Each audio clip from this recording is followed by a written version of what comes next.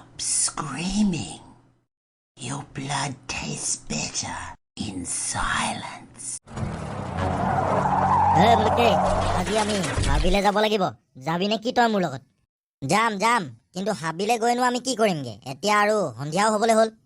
আৰে হাবিৰ মাজত এটা ডাঙৰ পুৰণি গাড়ী থোৱা ডেম্প এটা আছে নহয়, বেয়া গাড়ীবিলাক যে থয় যে।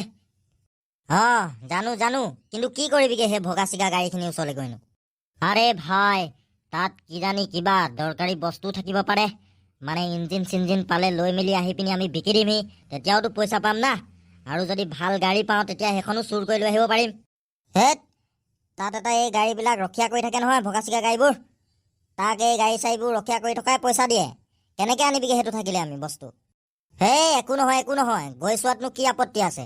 আজি ৰাতি মানে সন্ধিয়া আৰু সেই ডেমটোৰ ফালে যাম আৰু বস্তু চস্তু চামগে, ওলাবি? ঠিক আছে তেনেহ'লে ব'ল এতিয়া ঘৰলৈ যাওঁ, অলপ দেৰিকৈ ওলাই আহিম। ঐ ভুবুকা, দেখিছ নাই ইমানখিনি গাড়ী পুৰণা আমাৰ হাবিখনত এনেই পেলাই থৈ দিছে। এইবোৰ নি মেলি বনোৱাগে হ'লেও হয়। ঠিকে কৈছ মুলুকে, এটা কাম কৰোঁ ব'ল, আমি ইয়াতে এতিয়া গাড়ী চাম, অলপ যদি ভাল গাড়ী পাওঁ তেনেহ'লে তাৰ বস্তু চস্তু চব উঠুৱাই লৈ মেলি যাম। একেত চকীদাৰটোকো দেখা নাই আমি। ভপকা ঠিকে কলি, ব'ল আগলৈ গৈ থাকোঁ। এই ল'ৰাহঁত, তহঁতি কি কৰিবলৈ আহিছ এই পুৰণা ভগা চিগা গাড়ী থোৱা ডেম্পটোলৈ? আমি এনেই পুৰণা গাড়ীবিলাককে চাবলৈ আহিলোঁ। সেইবোৰ বাৰু ঠিক আছে, তহঁতি নেজানো নেকি এই পুৰণা গাড়ী থোৱা ভগা চিগা ডেম্পটোত এখন ভূতৰ গাড়ী আছে?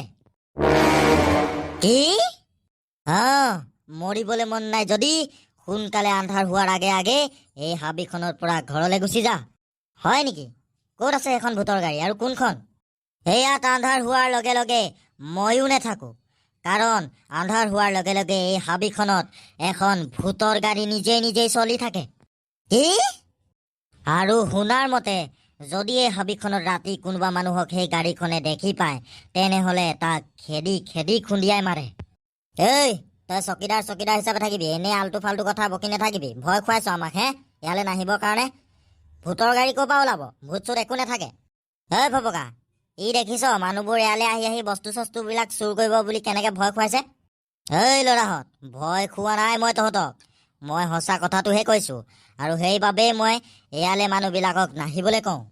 হ'ব দে, তই এতিয়া নিজৰ কাম কৰগে যা, আমাক অলপ গাড়ী চাড়ীবিলাক চাবলৈ দে। সন্ধিয়াৰ আগে আমি যামগে বাৰু। যি কৰ কৰি থাকিবি, মোৰ মুঠতে তহঁতক ক'বলগীয়াটো মই ক'লোঁ। এতিয়া তহঁতি যাওঁ নেযাওঁ সেইটো তহঁতৰ ইচ্ছা। এই ভপকা, এই দেলালিটোৰ কথা নুশুনিবি দেই, এইটো বহুত ফাল্টু মানুহবিলাক আহিলে বেয়া পায়, সেইবাবে এনেকৈ ভয় খুৱাইছে। ঠিক আছে মুলুককে, ব'ল এতিয়া আগলৈ যাওঁ ব'ল। আৰু বেলেগ ভাল গাড়ী আছেই নেকি আকৌ? যদি ভাল গাড়ী দেখি পাওঁ তেনেহ'লে পিছত আহি হ'লেও লৈ যামহি। ঐ ভবুকা, এইখন গাড়ীৰ কথাই কৈছিলে নেকি আকৌ? এইখনচোন ভূতৰ গাড়ীৰ দৰে লগা নাই, আৰু সন্ধিয়া হৈ গ'লৈ, অলপ দেৰি পিছত আন্ধাৰ হ'ব। ঐ মুলুকে, এই গাড়ীখনেই অলপ ভাল লাগিছে বাকীকেইখনতকৈ। এইখন অলপ বেছি ভাল হৈ আছে, চকা টকাবিলাকো ইমান পচি যোৱা নাই। ঐ ভবুকা, নহ'লে এটা কাম কৰোঁ ব'ল, এইখনকে লৈ যাওঁ উঠাই মেলি। ভাল কৰি চাম, যদি বনে ঠিকে আছে, নবনিলেও ইয়াক পাৰ্টকৈ খুলি মেলি বিকি দিম। ঠিকেই কৈছ, কিন্তু এইখনতকৈও আকৌ ভাল গাড়ী পাওঁ নেকি? ব'ল অকণমান আগলৈ গৈ চাওঁ, আজি গাড়ীকে বিচাৰোঁ, আৰু পালে লৈ গুচি যাম। আৰে ভাই, গাড়ী নেপালে কি হ'ব? মোৰ মাথাত এটা আইডিয়া আহিলে। ইয়াত থকা ইঞ্জিনবিলাক খুলি আমি বিকিম আকৌ, ৱেটত বিকিম, বহুত পইচা পাম তেনেকৈও। মুলুকে ঠিকেই কৈছ, আমাৰ জেপ গৰম হৈ থাকিব তেতিয়া। ব'ল আগলৈ যাওঁ। মুলুকে, এইখনে লাষ্ট গাড়ী, আৰু ইয়াত বেলেগ গাড়ী নাই আৰু গোটেই ডেমটোত বিচাৰিলোঁ। কি কৰ? এতিয়া আন্ধাৰ হ'ল নহয়, কাইলৈ আহিমগৈ ব'ল, ইঞ্জিন আহি পিনি লৈ যামহি, এতিয়া নিনো আৰু। ভবকা, ঠিকেই ক'লি, কাইলৈ আহিমগৈ। আজি প্ৰথম দিনাই ধৰা পৰি নলওঁ, কাইলৈ মজাকৈ প্লেনিং বনাই আহিম।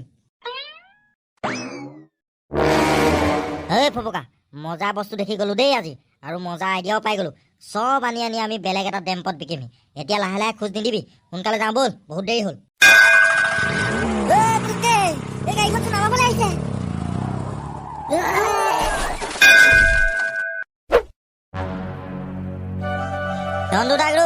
কালি ৰাতি ফপকা আৰু মুলুকে হাবিৰ ফালে যোৱা দেখিছিলে হেনো মানুহে।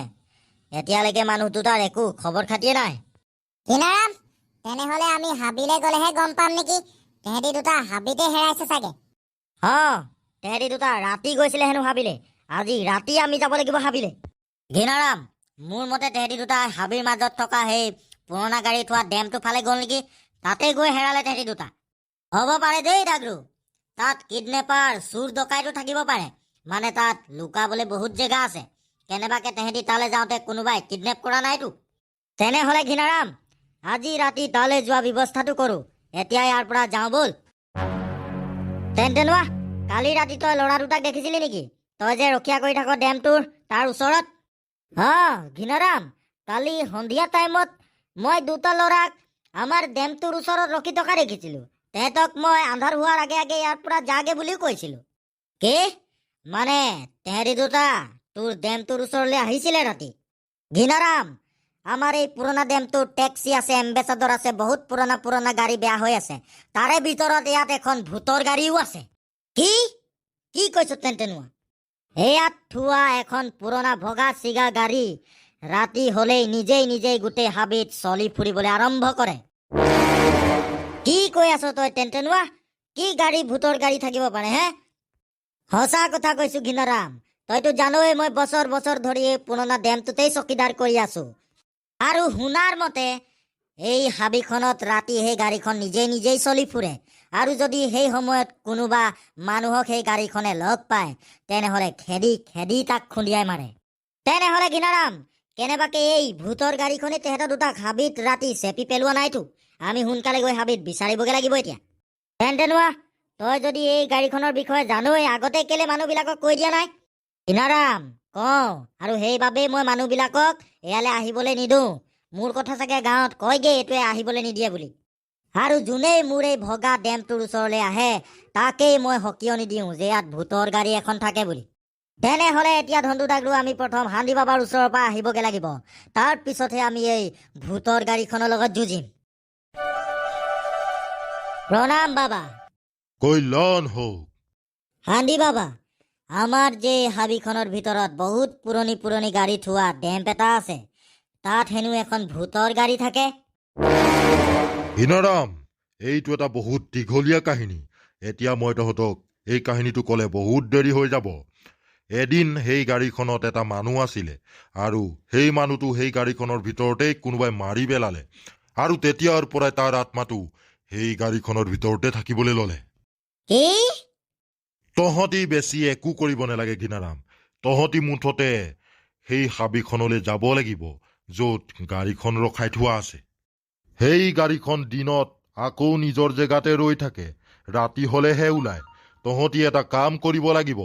তহঁতি প্ৰথম সেই গাড়ীখনৰ ওচৰলৈ যাব লাগিব, তাৰ চাৰিওফালে ঘূৰিব লাগিব, আৰু মই কোৱা মন্ত্ৰ এটা 3 বাৰ উচ্চাৰণ কৰিব লাগিব।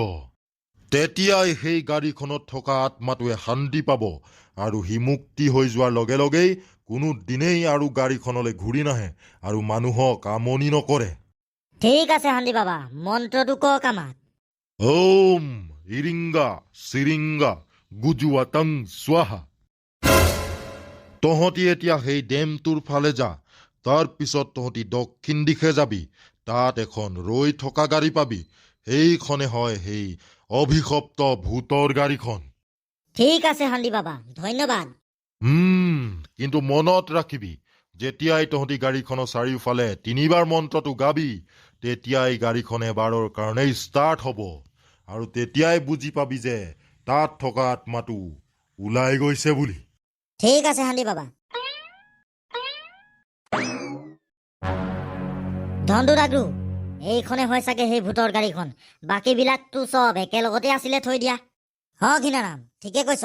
সোনকালে আমি মন্ত্ৰটো গাব লাগিব এতিয়া, নহ'লে এতিয়া ৰাতিও হৈ গ'ল। গাড়ীখন কেতিয়া ইয়াৰ পৰা ওলাই যায় ঠিকান নাই। ওম ইৰিংগা চিৰিংগা গুজুৱাটাং স্বাহা। ওম ইৰিংগা চিৰিংগা গুজুৱাটাং স্বাহা। ওম ইৰিংগা চিৰিংগা গুজুৱাটাং স্বাহা।